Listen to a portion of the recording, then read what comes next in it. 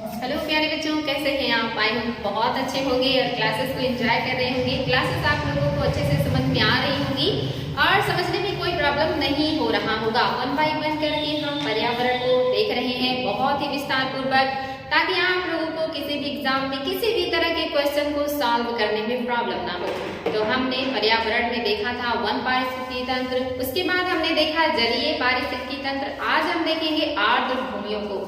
और आर्द्र भूमियां वर्तमान में आपके भारत में हो गई हैं 47।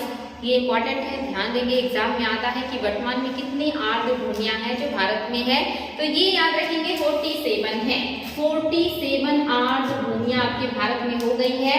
ये एग्जाम में क्वेश्चन बनता है, जो भी रिसेंट यानी कि लगभग हर साल इस तरह के जो है सर्वेक्षण किए जाते हैं और वो आर्द्र भूमियां जो इस मानक को पूरा करती हैं उनको आर्द्र भूमियों की सूची में शामिल किया जाता है। और आपने देखा था पिछले साल भी किया गया था और इस साल भी नई नई आर्द्र भूमियों को सूची में शामिल किया गया है। इस तरह से अपडेट जो होते रहते हैं उससे जुड़े रहें और देखें कि हर साल नई क्या शामिल हो रही है इस सूची में। और जो भी नई आर्द्र भूमियां शामिल होती है वहां से एग्जाम में क्वेश्चन जरूर बनता है।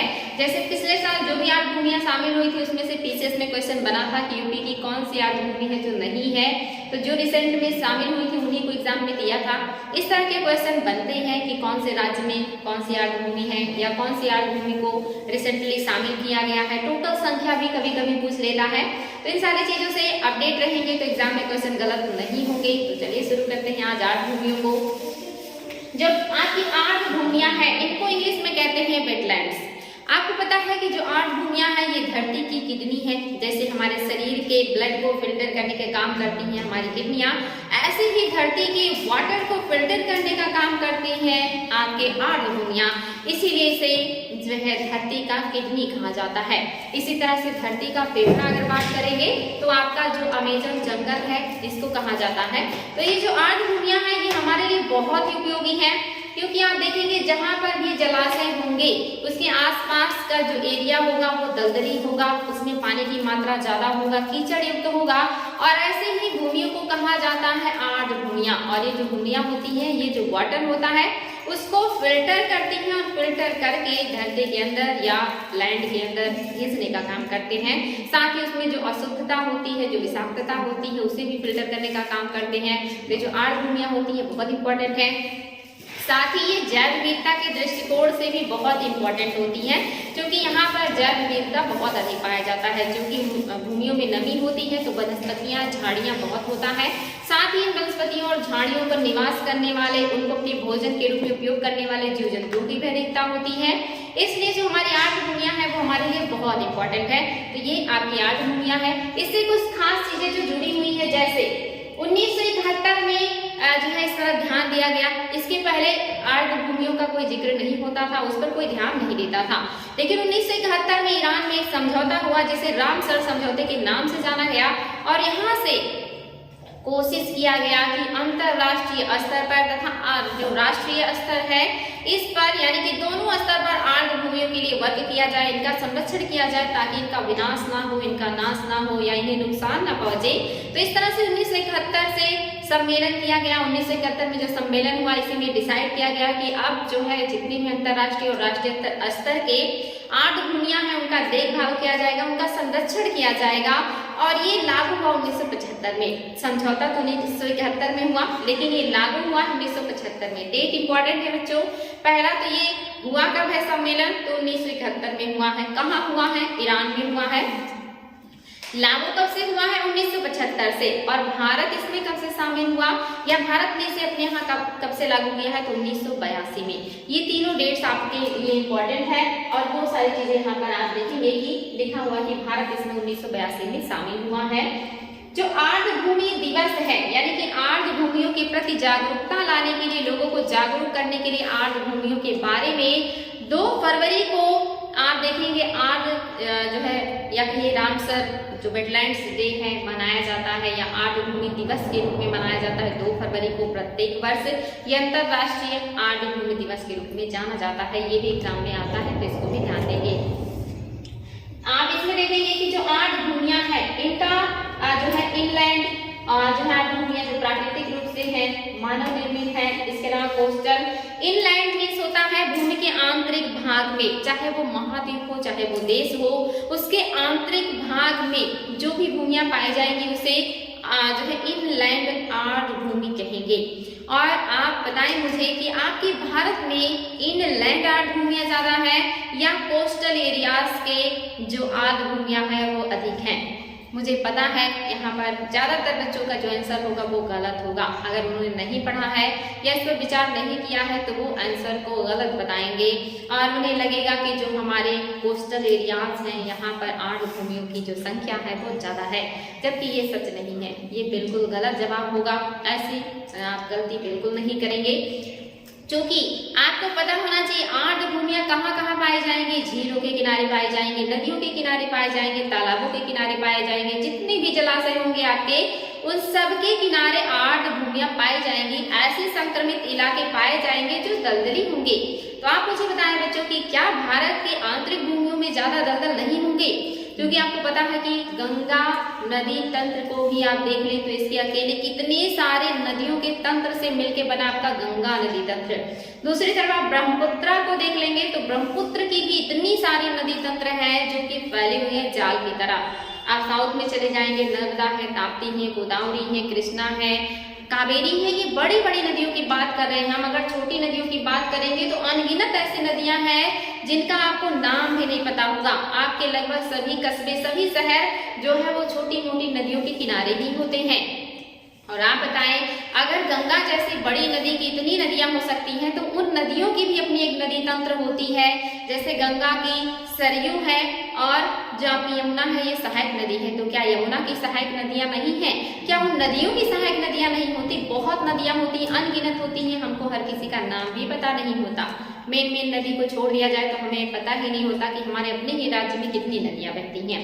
तो ऐसे ही अगर इतनी नदियां हैं जिसे हम गिन नहीं सकते, याद नहीं कर सकते, ऐसे आपके झील भी हैं जिसमें आपके मानव निर्मित भी हैं और प्राकृतिक भी हैं। तो आप खुद ही सोचिए कि आपके कोस्टल एरियाज के आर्द्र भूमियां अधिक होंगे कि जो आंतरिक भूमि के या इनलैंड के आर्द्र भूमियां अधिक होंगी। तो आई थिंक अब आपको समझ में आ गया होगा कि जो इनलैंड भूमियां होंगी, आर्द्र भूमियां, ये बहुत ज्यादा होंगी, कोस्टल एरियाज की कई गुना ज्यादा होंगी। और आपके जो भारत है, भारत का ही आप देख सकते हैं या जान सकते हैं कि जैसे मान लीजिए ये भारत का कोस्टल एरिया है या प्रायद्वीपीय भारत है, जो कि 9 राज्य आपके हैं जो कि समुद्र से सटे हुए हैं। इनके जो कोस्टल एरियाज की आर्द्र भूमियां है ये, और भारत के अंदर जो आर्द्र भूमियां पाई जाती हैं उन्हें अगर देखा जाए तो आपको यहाँ पर देखेंगे इनलैंड आर्द्र भूमियां जो प्राकृतिक रूप से हैं ये आपकी 43% आर्द्र भूमियां हैं। 100% का 43% जो आर्द्र भूमियां हैं, जो वेटलैंड्स हैं, ये आपके देखेंगे इनलैंड आर्द्र भूमियां हैं। और जो प्राकृतिक है जिसे नेचर ने बनाया है, जो कि नेचुरल है, साथ ही इनलैंड आर्द्र भूमियां जो मानव निर्मित है ये आपकी 30% हैं। यानी कि अगर आप इन दोनों को मिला देंगे तो आप देखेंगे लगभग आपका 73% जो आर्द्र भूमियां हैं वो आपकी इनलैंड हैं। इसके अलावा जो आपकी कोस्टल एरियाज की आर्द्र भूमियां हैं जो प्राकृतिक रूप से हैं ये है 24%। और जो आपका कोस्टल एरियाज की आर्द्र भूमियां है जो मानव निर्मित है ये है आपकी 3%। यानी कि अगर आप देखेंगे तो इस तरह से आपका जो आर्द्र भूमि है इसमें इनलैंड आर्द्र भूमियों की जो प्रतिशतता है ये बहुत ज्यादा है। लगभग 73% का जो आर्द्र भूमि है ये आपका इनलैंड है। यानी कि भारत के आंतरिक भागों की है जो नदी तंत्रों से या कहीं की झीलों से या कहीं की तालाबों से मिलकर के बना हुआ है, इनके आसपास के इलाके से बना हुआ है। ये वेरी इंपॉर्टेंट डाटा है, इसे याद रखेंगे। ये तो है आपका कोस्टल एरियाज और इनलैंड भूमियों का प्रतिशत। अभी आपका गलत नहीं होगा। इसी से संबंधित है एक मॉन्टेक्स रिकॉर्ड। मॉन्टेक्स रिकॉर्ड क्या है तो ये भी जान लें बच्चों, मॉन्टेक्स रिकॉर्ड किसे कहते हैं। ये भी आर्द्र भूमियों से संबंधित ही है। यानी कि वे आर्द्र भूमियां जो मानव की वजह से या प्रकृति में किसी डिस्टरबेंस की वजह से खतरे में आ जाए और वहाँ पर बहुत तेजी से परिवर्तन होना शुरू हो जाए, उनका विनाश होने लगे, उन पर संकट मंडराने लगे, तब इसे मॉन्ट्रेक्स रिकॉर्ड में शामिल किया जाता है। और वर्तमान में भारत के 2 ऐसे आर्द्र स्थल हैं या आर्द्र भूमियाँ हैं जो मॉन्ट्रेक्स रिकॉर्ड में शामिल हैं। एक तो आपका है जो है केवलादेव घाना, केवलादेव घाना, केवलादेव, इसी को घाना पक्षी विहार भी कहते हैं, घाना पक्षी विहार। और ये आपका कहाँ है? राजस्थान में है, राजस्थान में है ये। और ये पक्षियों का स्वर्ग कहलाता है।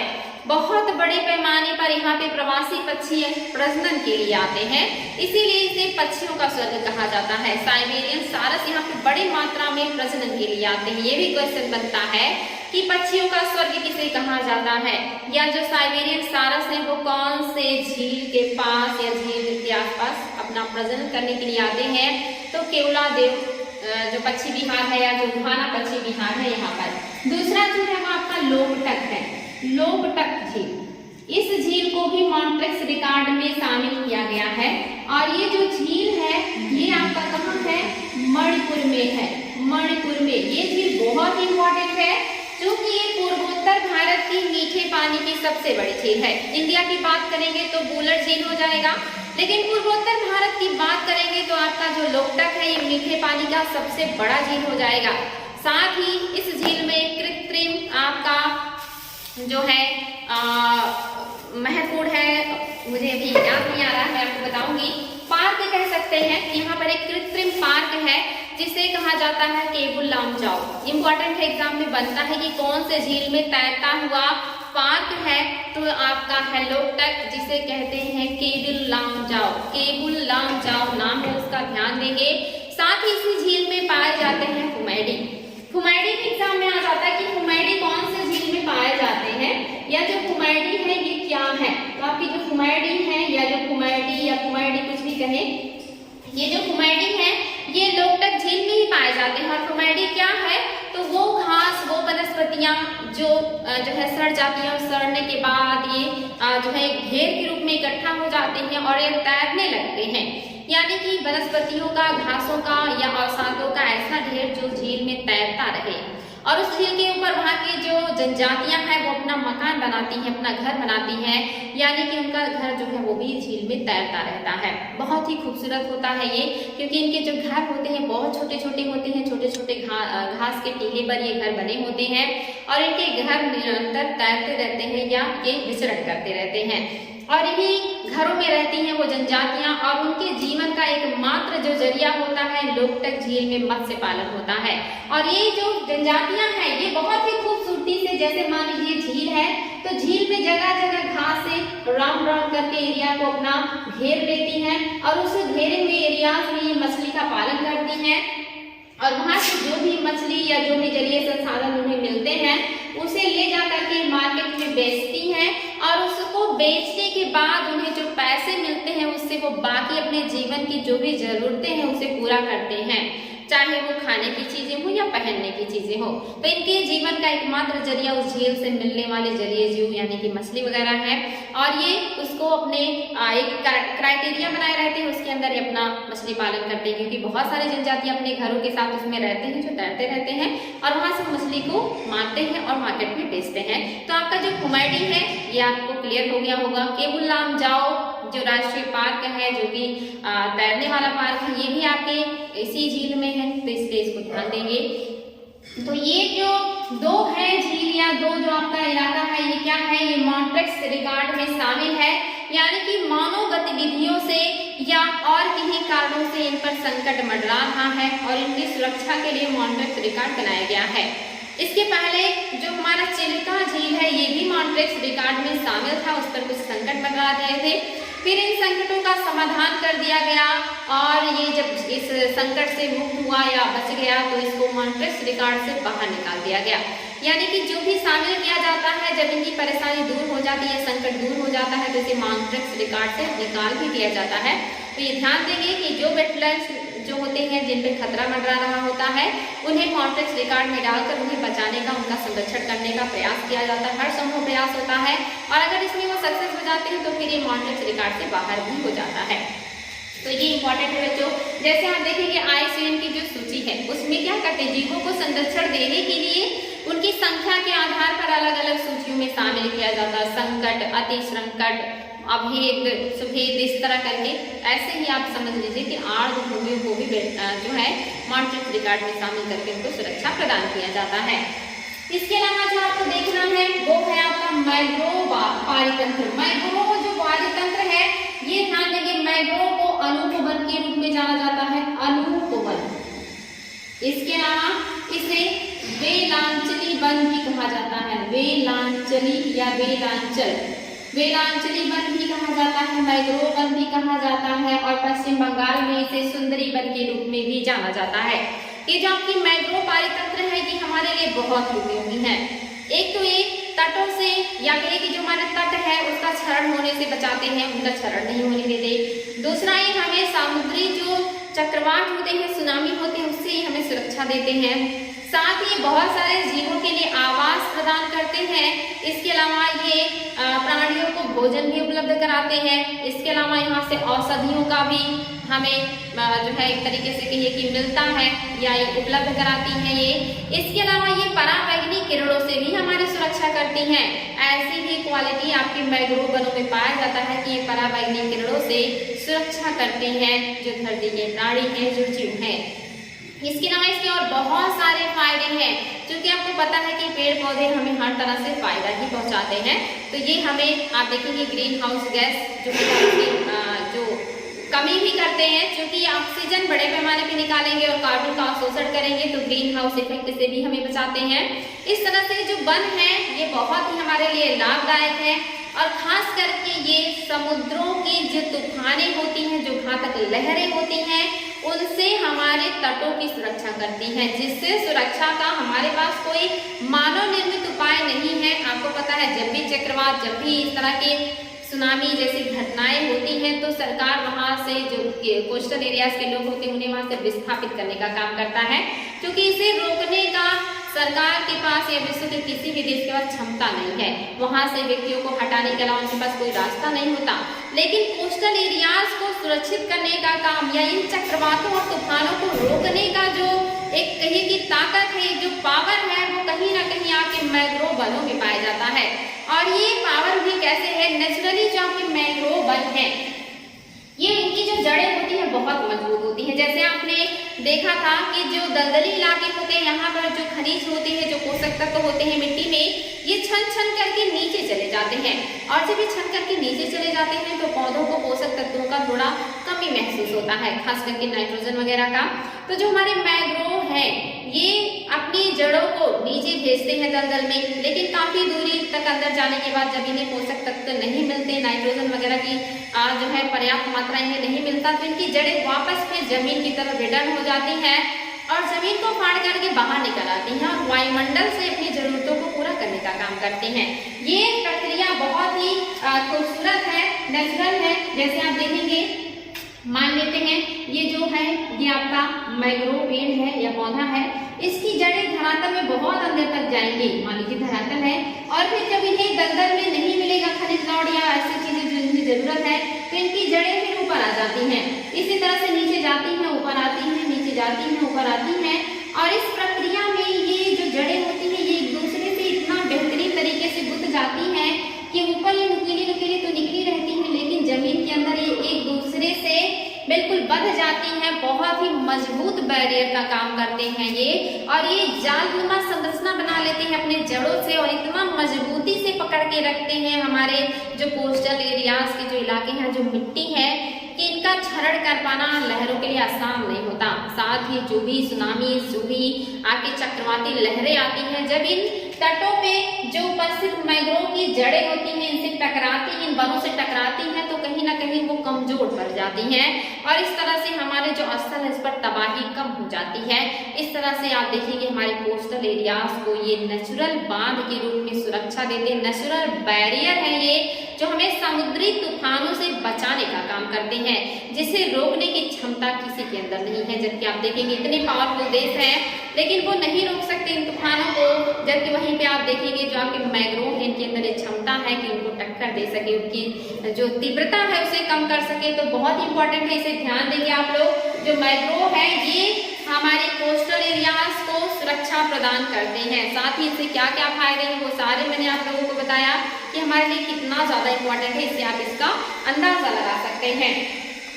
जो हमारे मैंग्रोव वन है ये आप देखेंगे इनको संरक्षण देने का काम विश्व की बहुत सारी संस्थाएं कर रही हैं, क्योंकि उन्हें पता है कि ये हमारे लिए कितना उपयोगी है। इसीलिए इन्हें संरक्षण देने का, सुरक्षा देने का काम विश्व की लगभग जो महत्वपूर्ण संस्थाएं हैं वो सारी कर रहे हैं।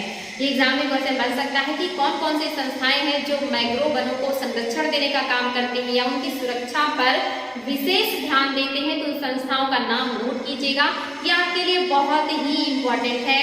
तो जिसमें आप देखेंगे कि विश्व स्तर पर मैंग्रोव संरक्षण के लिए अनेक संस्थाएं हैं, जैसे कि यूनेस्को। यूनेस्को का नाम बहुत इंपॉर्टेंट है, आप जानते हैं विश्व धरोहर जो भी होते हैं उसे ये सूची में अपने शामिल करते हैं। विश्व धरोहर सूची इन्होंने ही बनाया है। जितने भी प्राकृतिक, जितने भी सांस्कृतिक, जितने भी मिश्रित आपके स्थल है इन्हें ये सूची में शामिल करते हैं। और वर्तमान में भारत के लगभग 40 स्थल ऐसे हैं जो कि विश्व धरोहर सूची में शामिल हैं। 40 ऐसे हैं जो विश्व धरोहर सूची में शामिल हैं। इसमें से भी पूछ लेता है कि बच्चों सांस्कृतिक कितने हैं, प्राकृतिक कितने हैं, मिश्रित कितने हैं। तो अभी तक मिश्रित तो एक ही है, प्राकृतिक आपके लगभग 7 है और लगभग 32 स्थल ऐसे हैं जो सांस्कृतिक हैं। और सांस्कृतिक जो स्थल होते हैं ये हमेशा ज्यादा रहते हैं, ये याद रखेंगे। तो जो यूनेस्को है ये विश्व धरोहर सूची को भी बनाता है, विश्व की जो धरोहरें हैं उनको संरक्षण करने का काम करता है। लेकिन साथ ही शायद आपने नहीं पढ़ा होगा तो आप सोच भी नहीं सकते कि मैंग्रोव को भी संरक्षण देते हैं। इनके जो है क्राइटेरिया बहुत विस्तृत है। इसके अलावा जो आपका है ISME यानी कि मैंग्रोव पारिस्थितिकी के लिए अंतरराष्ट्रीय समिति, मैंग्रोव पारिस्थितिकी के लिए अंतरराष्ट्रीय जो समिति है ये भी इसकी सुरक्षा का काम करता है। साथ ही आप देखेंगे UNEP इन्वायरमेंटल जो आपका है यूनाइटेड नेशन डेवलपमेंट प्रोग्राम, ये भी आपके मैंग्रोव को संरक्षण देने का काम करते हैं। इसके अलावा IUCN जो आप देखेंगे वनस्पतियों को और जीव जंतुओं को संरक्षण देने का काम करते हैं और सूचियां बनाते हैं कि किस सूची में कौन से वनस्पति और जीव को रखा जाएगा, ये भी मैंग्रोव को संरक्षण देते हैं। साथ ही रामसर कन्वेंशन जो आपके आर्द्रभूमियों से संबंधित है, रामसर कन्वेंशन, ये भी मैंग्रोव को संरक्षण देने का काम करते हैं। Very very important. इसके अलावा आपका है United Nation environmental programme UNEP, ये भी मैंग्रोव को संरक्षण देते हैं। इसके अलावा वेटलैंड्स इंटरनेशनल भी मैंग्रोव वनस्पतियों को संरक्षण देने का काम करते हैं। तो ये कूट में क्वेश्चन बनेगा और जिसमें अगर बच्चों ने नहीं पढ़ा होगा तो उनसे मिस्टेक होगा। आप देखेंगे आपकी एक संस्था यूनेस्को है, दूसरी आपकी ISME है, तीसरा आपका है UNDP, चौथा है आपका IUCN, पांचवा है रामसर कन्वेंशन और आपका छठा है सातवां है आपका UNEP और आपका ये छठा है और ये आपका सातवां है। ये याद रखेंगे। टोटल जो है 1 2 3 4 5 और 6 7 संस्थाएं हैं जो मैंग्रोव को संरक्षण देती हैं। शायद इतनी सारी संस्थाएं किसी भी चीज को संरक्षण नहीं देती, चाहे वो विश्व धरोहर की सूचियां हो, चाहे वो आर्द्रभूमियां हो या अन्य कोई क्षेत्र, लेकिन मैंग्रोव को 7 संस्थाएं हैं जो संरक्षण देने का काम करती हैं और अंतरराष्ट्रीय स्तर की ये जानी मानी संस्थाएं हैं। आप सोच सकते हैं कि मैंग्रोव हमारे लिए कितना इंपॉर्टेंट है, जो विश्व स्तर की लगभग सभी महत्वपूर्ण संस्थाएं इसको संरक्षण और सुरक्षा देने का काम करती हैं। तो मोस्ट इंपॉर्टेंट है बच्चों, ये तथ्य आपको नोट करना है, बार बार रिवाइज करना है। नेक्स्ट जो हम देखेंगे वो है हमारा भारतीय वन क्षेत्र। और ये मैंग्रोव में भी कभी कभी क्वेश्चन बन जाता है कि सबसे ज्यादा कहाँ है, कम कहाँ है। तो आप जानते हैं पश्चिम बंगाल बंगाल में सबसे ज्यादा पाए जाते हैं और दूसरे नंबर में गुजरात में है। और वेटलैंड्स की मैटर में देखेंगे तो सबसे ज्यादा वेटलैंड्स आपके गुजरात में है, क्योंकि कच्छ का रण वगैरह बहुत ज्यादा दलदली इलाका है। और दूसरा जो है वो आपका पश्चिम बंगाल है, जहाँ पर वेटलैंड्स बहुत ज्यादा पाए जाते हैं, क्योंकि यहाँ पर गंगा का डेल्टा है और अन्य नदियों का तंत्र है। तो इस तरह से वेटलैंड्स और मैंग्रोव दोनों को ध्यान देंगे, सबसे ज्यादा कहाँ पर ये पाए जाते हैं। नेक्स्ट है आपका भारतीय वन तंत्र।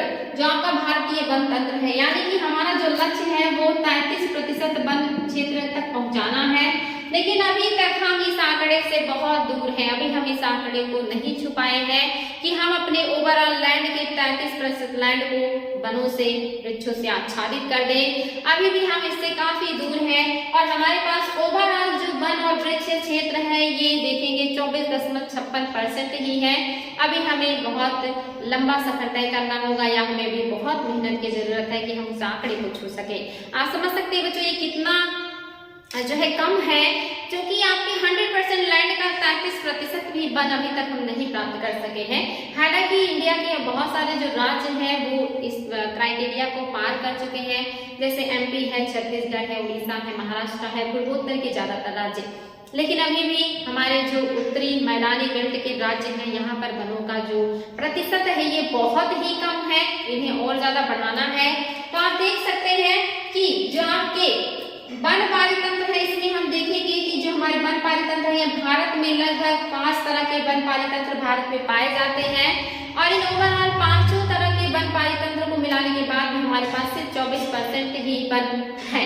और जिसमें आप देखेंगे कि सदाबहार वन है, पहला जो वन पारितंत्र है ये उष्णकटिबंधीय सदाबहार वन का है। दूसरा जो है ये पर्णपाती वन का है। उष्णकटिबंधीय सदाबहार वन जो है ये 2 प्रकार के होते हैं, ये याद रखेंगे बच्चों। उष्णकटिबंधीय सदाबहार वन में भी 2 प्रकार के होते हैं, एक होते हैं आर्द्र उष्ण कटिबंधीय सदाबहार वन और दूसरा होता है शुष्क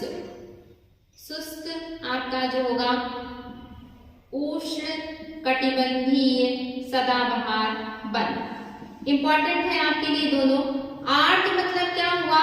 आर्द्र का मतलब है कि जहां पर वर्षा जो है कितना होता है मोस्टली, तो ये ध्यान देंगे कि आपके जो ये एरिया होता है यहाँ पर, ये आपको थोड़ा सा मैं इसको ये डिफिनीशन इसका है, इसका मैंने आपको बता दिया। इसमें जो है आपका 200 सेंटीमीटर प्लस वर्षा होती है, यानी कि जो आपकी सदाबहार वन होते हैं इसमें सभी जगह 200 सेंटीमीटर से प्लस वर्षा होती है और यहाँ पर बहुत ज्यादा जैव विविधता पाया जाता है, बहुत ज्यादा उत्पादकता पाई जाती है। और भारत में अगर बात करें कि जो इंडिया है यहाँ पर जो इस तरह के वन है वो सबसे ज्यादा कहाँ पाए जाएंगे, एग्जाम में आता है कि भारत में सदाबहार वन कहाँ पाए जाएंगे, तो आपके पश्चिमी घाट पर मिलते हैं, क्योंकि मानसूनी जो वर्षा है यही टकराती है, बड़े पैमाने पर वर्षा करती है। दूसरा जो आपका ये दक्षिण उत्तर पूर्व के जो राज्य है यहाँ पर मिलेंगे, दूसरा ये इलाका है। तीसरा जो है आपका ये अंडमान निकोबार के जो द्वीप समूह है यहाँ पर मिलेंगे और चौथा जो आपका पश्चिमी हिमालय है यहाँ पर भी सदाबहार वन पाए जाते हैं। तो ये 4 क्षेत्र हैं जहाँ पर सदाबहार वन मिलेंगे और यहाँ के जो वन होते हैं बहुत कठोर लकड़ियों वाले होते हैं, वर्ष भर हरे भरे रहते हैं और यहाँ पर 200 सेंटीमीटर प्लस वर्षा होती है। दूसरा जो है आपका उष्णकटिबंधीय पर्णपाती वन, ये इसको 2 कैटेगरी में बांटते हैं। एक तो उष्ण कटिबंधीय जो होगा आपका वो आर्द्र होगा, जो आर्द्र होगा इसका क्या मतलब है, ये 100 सेंटीमीटर से 200 सेंटीमीटर वर्षा वाला इलाका होगा, यानी कि 100 सेंटीमीटर से 200 सेंटीमीटर वाले जो पर्णपाती वन होंगे वो उष्णकटिबंधीय पर्णपाती वनों में आर्द्र पर्णपाती वन होंगे, जहां पर आर्द्रता लगभग ठीक ठाक रहती है। और जो दूसरा होगा वो उष्णकटिबंधीय शुष्क पर्णपाती वन, शुष्क पर्णपाती वन होंगे और यहाँ पर 75 सेंटीमीटर से आप देखेंगे लगभग 100 सेंटीमीटर की वर्षा होती है। तो 75 से 100 सेंटीमीटर जहाँ होगा वो शुष्क पर्णपाती वन होंगे आपके। भारत में सबसे ज्यादा जो है पर्णपाती वनों का ही क्षेत्रफल है और इन्हें पर्णपाती क्यों कहा जाता है, मैंने पहले ही क्लास में बताया था कि ये गर्मी में वाष्पोत्सर्जन की दर कम करने के लिए अपनी पत्तियों को झाड़ देते हैं, क्योंकि गर्मी के मौसम में इन्हें पानी की कमी महसूस होती है और ऐसे में अपने आप को जिंदा रखने के लिए ये अपनी पत्तियों को झाड़ देते हैं और फिर जैसे ही बारिश का मौसम आता है, इन्हें पर्याप्त वाटर मिलता है, ये नई नई पत्तियों को अपने अंदर से फिर से निकाल देते हैं या निकल जाते हैं। और इन्हीं का क्षेत्रफल भारत में सबसे ज्यादा है, जो उष्णकटिबंधीय पर्णपाती वन है। नेक्स्ट जो तीसरा है, भारत में उष्णकटिबंधीय कांटेदार वन है। ऐसे वन जो कांटेदार होते हैं, जिसमें बबूल है, कैक्टस है और अन्य बहुत सारे कांटेदार वन। और ऐसे वन ज्यादातर बहुत कम पानी वाले क्षेत्र में होते हैं, जहां पर 50 सेंटीमीटर से भी कम वर्षा होती हो। ऐसे वनस्पतियां अपने पत्तियों को कांटों में रूपांतरित कर देते हैं, ताकि वाष्पोत्सर्जन की जो दर है वो घट जाए।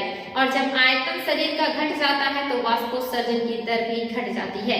मैंने बताया था कि जैसे जीव जंतु होते हैं, ये भी क्या करते हैं, या इनको नेचर जो आपका 0 डिग्री का आसपास का इलाका होगा, यहाँ के जो जीव जंतु होंगे, उनके कान, उनके पूंछ, उनकी जो शारीरिक संरचना है, ये बड़ा होता है ताकि आयतन ज्यादा हो और शरीर की जो गर्मी है वो ज्यादा से ज्यादा यहाँ से बाहर निकल सके।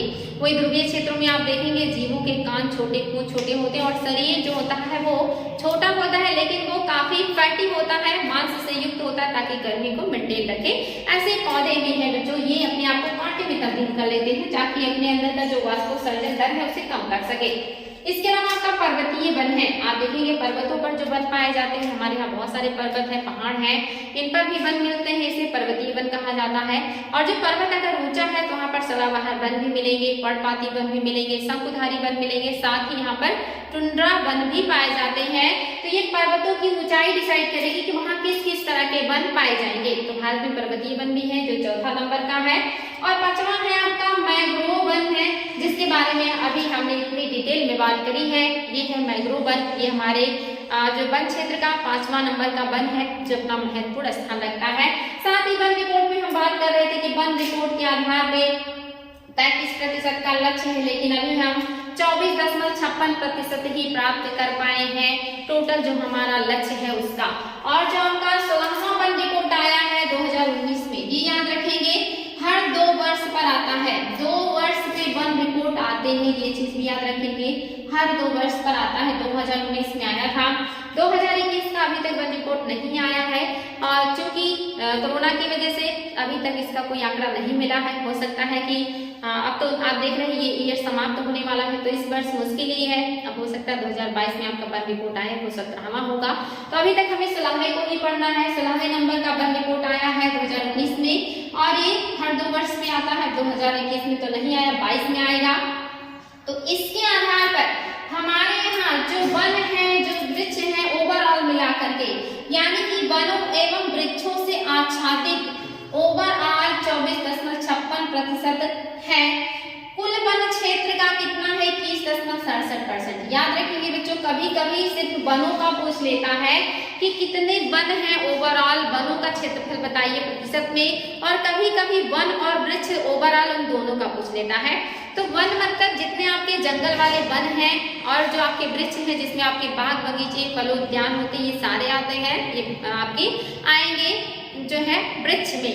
तो आपका अगर सिर्फ वन पूछे तो 21.67 है, और अगर आपका केवल वृक्ष पूछे तो 2.89% है, और इन दोनों को मिला के पूछे तो आपका 24.56% है। क्योंकि आप इन दोनों को जोड़ देंगे तो 24.56% आपका ओवरऑल आ जाएगा। और अगर इंडिविजुअल पूछता है तो याद रखिएगा 6 में 2 जोड़ देंगे 8 आ जाएगा, 7 में 2 जोड़ देंगे 9 आ जाएगा।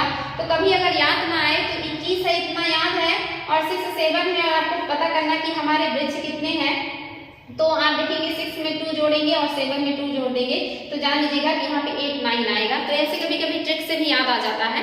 तो ओवरऑल याद रखेंगे, और उसमें से अगर एक भी आंकड़ा आपको याद है तो आप दूसरा आसानी से प्राप्त कर सकते हैं। तो ये याद रखेंगे कि वृक्षावरण कितना है, वनावरण कितना है, और दोनों को मिलाकर के कितना है, कितने वर्ष पर आता है, कौन से नंबर का रिपोर्ट है, ये भी याद रखेंगे, बहुत इंपॉर्टेंट है। इसके अलावा ये भी पूछता है कि क्रमवार सबसे ज्यादा जो वन है क्षेत्रफल में किन राज्यों में है। कभी कभी ये क्रम पूछ लेता है 5 राज्यों का, और कभी कभी इंडिविजुअल एक ही राज्य पूछता है। तो अगर इंडिविजुअल एक राज्य पूछेगा तो एमपी हो जाएगा, लेकिन अगर क्रम पूछ ले कि वनों का क्षेत्रफल क्या था, आपको बताएं कि सबसे ज्यादा क्षेत्रफल में वन किस राज्य में है, तो आपका मध्य प्रदेश है, दूसरा अरुणाचल है, तीसरा आपका छत्तीसगढ़ है, चौथा उड़ीसा और पांचवा महाराष्ट्र है। ये क्रम याद रखेंगे बच्चों, एमपी, अरुणाचल, छत्तीसगढ़, उड़ीसा और महाराष्ट्र। लेकिन सर्वाधिक वनों का प्रतिशत पूछ ले कि प्रतिशत के आधार पर 5 राज्यों का नाम बताएं। इंडिविजुअल पूछे तो आपका मिजोरम हो जाएगा, फर्स्ट है। लेकिन अगर क्रम पूछ ले तो मिजोरम है, अरुणाचल, दोनों में अरुणाचल सेकंड पे है, ध्यान देंगे। उसके बाद मेघालय है, मणिपुर है और नागालैंड है। यानी कि ये पांचों राज्य जो है ये आपके पूर्वोत्तर के ही हैं। मिजोरम, अरुणाचल, मेघालय, मणिपुर और नागालैंड, ये क्रम है प्रतिशत में। ये भी पूछ लेता है कि कौन से राज्य ने अपने यहाँ वनों के क्षेत्रफल में वृद्धि की है, ज्यादा से ज्यादा वन लगाया है, बहुत इंपॉर्टेंट है। इनका क्रम पूछे तो कर्नाटक है, आंध्र है और केरल है। और इंडिविजुअल को एक राज्य पूछे तो आपका कर्नाटक फर्स्ट हो जाएगा। तो कर्नाटक, आंध्र प्रदेश और केरल है जिन्होंने क्रम वाइज अपने यहाँ वन के या वृक्षों का जो आवरण है उसमें बढ़ोतरी की है। तो ये आपके लिए है इंपॉर्टेंट तथ्य जहां से एग्जाम में क्वेश्चन बनते हैं। आई थिंक आपको समझ में आया होगा और आपके लिए एग्जाम में बहुत हेल्पफुल होगा। तो कल हम इसी क्रम में नए टॉपिक के साथ मिलेंगे। आज के लिए इतना ही। Thank you.